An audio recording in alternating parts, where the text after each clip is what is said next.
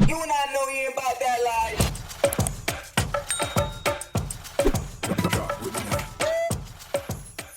Aliw na aliw ang netizens at mga fans nang magpakilala si Matteo Guiducelli bilang si Ruru Madrid sa isang lumpia stall sa Bulkan. Ito ay naganap noong sila ay nasa shooting ng upcoming Kapuso action series na Black Rider. Ito rin ang kauna-unang series project ni Matteo sa Kapuso Network. Nag-decide sila Matteo na bumili ng lumpia sa isang mall malapit sa Camp Texon at nang makita ng vendor si Matteo, tinanong siya nito kung sino siya at dito nagsimula ang prank ni Matteo.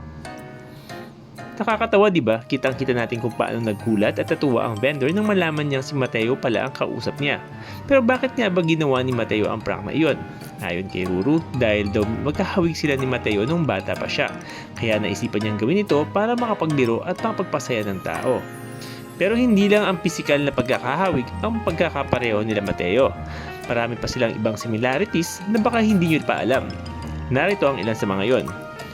Passion for action series. Parehong mahilig sa action series ang dalawa. Sinabi ni Ruru na excited siya sa mga eksena sa action sa Black Rider dahil iba ito sa kanyang mga nakaraang trabaho.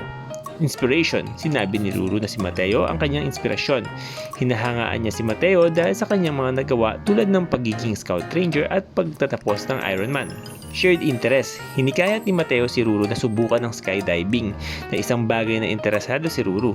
Pinag-usapan din nila ang kanilang mutual na interest sa pagiging scout ranger. Dreams and aspirations. Pareho silang pangarap maging sundalo at maging scout ranger. Sinabi ni Ruru na nagnanais siyang makamit ang mga katulad na tagumpay na nakamit ni Matteo. Respect for each other's work. Sinabi ni Ruru na hinahangaan niya si Matteo dahil sa kanyang mga nagawa at inspirasyon niya ito para sa kanyang mga passion. Ilan lamang ito sa mga pagkakapareho nila ni Matteo Guiducelli at Ruru Madrid.